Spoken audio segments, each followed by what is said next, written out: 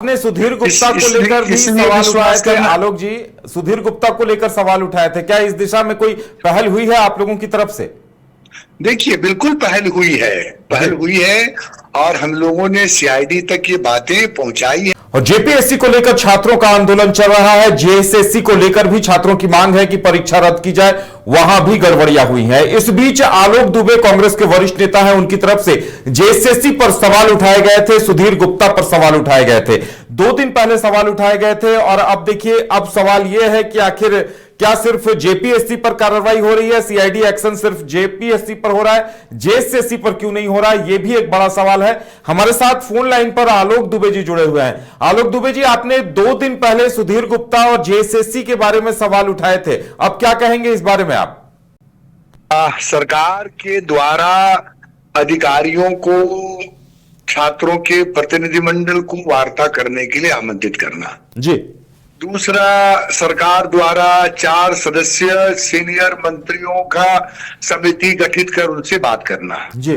और तीसरा इंपॉर्टेंट चीज, आज जो मीडिया में समाचार आया कि बच्चे वार्ता करने के लिए तैयार हैं जी। उन्होंने अपनी 11 सदस्यीय कमेटी भी गठित की है और सरकार के पास ये प्रस्ताव भेजा है कि बात कर सकते हैं जी। तो ये बहुत अच्छी बात है। और किसी भी आंदोलन में संवाद और बच्चों से वार्ता एक रास्ता है कि इनकी मांगों के समाधान की दिशा में हम आगे बढ़ रहे हैं। लेकिन इसके साथ साथ ये एक बहुत बड़ा चैलेंज है हमारे लिए जी। कि आज देखिए, देश के कई प्रदेशों में छात्रों और युवाओं के आंदोलन चलना शुरू हो गए। लाखों करोड़ों युवा आज सड़क पर हैं, चाहे वो झारखंड हो, बिहार हो, उत्तर प्रदेश हो, दिल्ली हो, तमिलनाडु हो, राजस्थान हो, हरियाणा हो, पंजाब हो, महाराष्ट्र हो, कर्नाटक हो, केरल हो और भी कई प्रदेशों में। ये साबित करता है कि ये बाइफर्केशन है, 1-2 दिनों का नहीं। और संस्कृति, भाषा, सभ्यता अलग अलग प्रांतों के होने के बावजूद सबकी मांगे एक है। मांगे क्या है?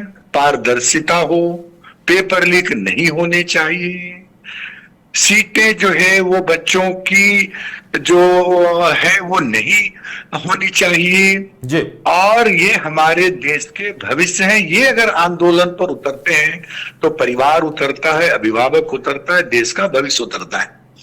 तो ये जो, और ये हम ये भी नहीं कर सकते हैं जैसे मान लीजिए 12 वर्षों के बाद बीजेपी की सरकार आई तो ये कहे कि भाई पंडित नेहरू ऐसा किए थे इसलिए हम भी ऐसा कर रहे हैं।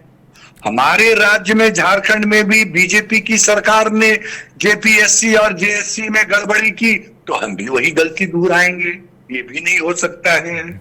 अब हमारे बच्चे जो बात कर रहे हैं कि जांच होनी चाहिए और जांच होने के बाद अगर कोई भी कल्प्रिट है और अगर उसमें पीटी की परीक्षाओं में धांधली हुई है तो निश्चित तौर पर पीटी की परीक्षाएं जो है वो स्थगित होनी चाहिए। लेकिन जो इसमें व्यवस्था है, मैं थोड़ा सा और जानना चाहूंगा। देखिए, पिछले दिनों जब रघुवर दास जी मुख्यमंत्री थे तो नेतरहाट में कैबिनेट की बैठक हुई थी और उस बैठक में सरकार ने तय किया था कि जेपीएससी में कोई गड़बड़ी नहीं होगी। गड़बड़ियां हुई।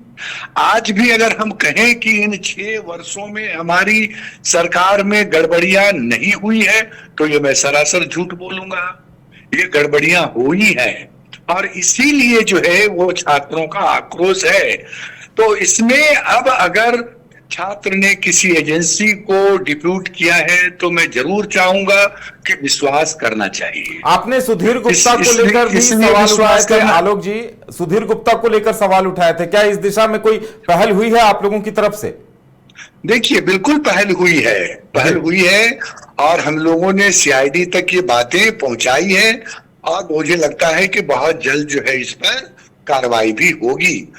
लेकिन हमें अपने एजेंसी पर भरोसा करना चाहिए। देखिए, संजय सेठ जी रांची के सांसद हैं, केंद्रीय रक्षा राज्य मंत्री हैं। उन्होंने 13वीं जेपीएससी को लेकर भी कुछ सवाल उठाए हैं। कहा है कि हरियाणा का एक जो मोस्ट वांटेड था, 25,000 का इनामी था, वो भी पास कर गया है। तो क्या अभ्यर्थी, देखिए, अब ये भी मांग कर रहे हैं कि पिछले 5-6 साल में जो बहाली हुई है, एक श्वेत पत्र जारी किया जाए कि कितने झारखंडी हैं, कितने बाहरी हैं। देखिए, संजय सेठ जी हमारे बहुत अच्छे मित्र हैं जी, हमसे सीनियर भी हैं, लेकिन संजय सेठ जी बाय लक सांसद हैं, बाय चॉइस नहीं है। बाय एक होता है ना जनता की चॉइस, उनको वो नहीं समझ सकते हैं ये 13वीं और 14वीं। हम कभी भी, हम अगर जाना चाहें तो आप दूसरे पर जाइए, पहले पर जाइए, ये जाना समाधान नहीं है। अगर दूसरे पर जाएंगे तो सीबीआई की जो जांच है वो आज तक मुकम्मल नहीं हो पाई। जेपीएससी के जो चेयरमैन थे दिलीप प्रसाद, जो अखिल भारतीय विद्यार्थी परिषद के कद्दावर नेता थे, और वो जेल गए। गोपाल नारायण सिंह जेल गए, शांति देवी जेल गई, प्रतीक चंद हेम्ब्रम जेल गए। वो बैक पीछे जाइएगा तो फला नेता का, फला का नेता का, फला का, बाबूलाल मरांडी के रिश्तेदार, अर्जुन मुंडा के आप उस पर जाइएगा तो बहुत लंबी दास्तान चली जाएगी जी। अभी जो दास्तान ये है कि जो बच्चों की मांग है, जेपीएससी पूरी तरह से पारदर्शी हो, उस पर राफ साफ होना चाहिए। लोग कह रहे थे कि राहुल गांधी जी नहीं बोल रहे हैं, आज खड़गे जी ने भी बोला, आज राहुल गांधी जी ने भी बोला। बच्चे चाहे झारखंड के हों, बच्चे चाहे कर्नाटक के हों, इनकी मांगों का हम पूरी तरह से समर्थन करते हैं। हम भी आज पूरी तरह से इनका समर्थन करते हैं। लेकिन जो बातें सामने आई हैं जेपीएससी का, कहा ना भाई मुख्यमंत्री जी ने कि हमारे घर में भी अगर कोई है तो आप सीआईडी उसकी जांच कर सकते हैं। तो आपको अगर कहीं ना कहीं तो जांच एजेंसी पर भरोसा करना पड़ेगा। अगर आप विश्वास नहीं करेंगे तो फिर आप इसके समाधान की ओर आगे नहीं बढ़ सकते हैं। लेकिन मुझे पूरा उम्मीद है कि जिस तरह से बच्चों ने सरकार की बातों के या उनके द्वारा दिए गए ऑफर को स्वीकार करते हुए सरकार से, मुख्यमंत्री से बात करेंगे तो आप इसका जरूर रास्ता निकल जाएगा। और वो रास्ता ये होना चाहिए कि भविष्य में जो है जेपीएससी, जेएसएससी या झारखंड के जितनी भी प्रतियोगी परीक्षाएं होंगी, वो परीक्षाएं पारदर्शी होनी चाहिए, जहां पेपर लीक नहीं हो, जहां प्रश्न पत्र बाहर नहीं हो, जहां गरीब बच्चे, निम्न मध्यम वर्गीय परिवार के बच्चे, मध्यम वर्गीय परिवार के बच्चे जो अपनी आशाओं और अपेक्षाओं को लेकर के पढ़ाई करते हैं और ये उम्मीद करते हैं कि मैं इतना पढ़ लिख करके अभ्यर्थियों को आपसे भी बड़ी उम्मीदें, अभ्यर्थियों को आपसे भी बड़ी उम्मीदें जगी है कि सुधीर गुप्ता को लेकर आपके पास कुछ प्रमाण है जो आप सीआईडी को मुहैया करा रहे हैं। हाँ बिल्कुल, 100% विदाउट फेल, एकदम सुधीर गुप्ता के ऊपर लगाए गए हमारे आरोप जी पूरी तरह से जो है वो सही आरोप हैं। और सिर्फ ये मेरे आरोप नहीं है, एक एक बच्चा जानता है जी, एक एक पेरेंट्स जानता है, स्टेट जानता है। इसलिए ऐसे लोग जिन्होंने बच्चों के भविष्य के साथ खिलवाड़ किया है, जिसने जो है नौकरी को पेपर लीक नहीं, जो सीधे बोली लगाने वाले आदमी हैं, चाहे वो कोई भी हो, उनकी जो है गिरफ्तारी होनी चाहिए, जांच होनी चाहिए। और वो जांच की दिशा में सीआईडी आगे बढ़ चुकी है। 19 लोगों की गिरफ्तारी हुई है। आज भी पता चला है कि हजारीबाग में भी कुछ लोगों की गिरफ्तारियां हुई हैं। तो इस दिशा में बढ़ते हुए कदम जो है वो जेपीएससी को पारदर्शिता के रास्ते पर ले जाने के लिए एक बड़ा मील का पत्थर साबित होगा।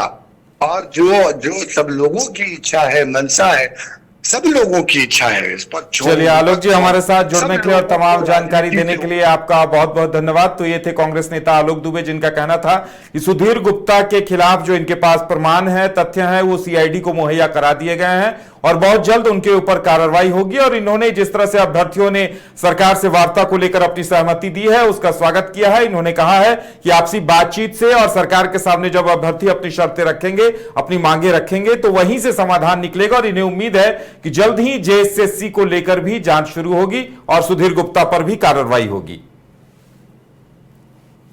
घर रहने का मकान भर नहीं, ये खुशियों की तिजोरी है। दरवाजे पर दस्तक देता पड़ोस, खिड़कियों से उमड़ आता आसमां, तारों में उलझी ऐसी न जाने कितनी दास्तां। कहती हैं चले डायमंड सिटी, एक सफर हम सफर के साथ अपने घर तक। Diamond city, life long bonding, 500 से ज्यादा खुशहाल डायमंड परिवार। जल्दी करें, सिर्फ 200 फ्लैट बाकी। आज ही बुक करें अपना आशियाना।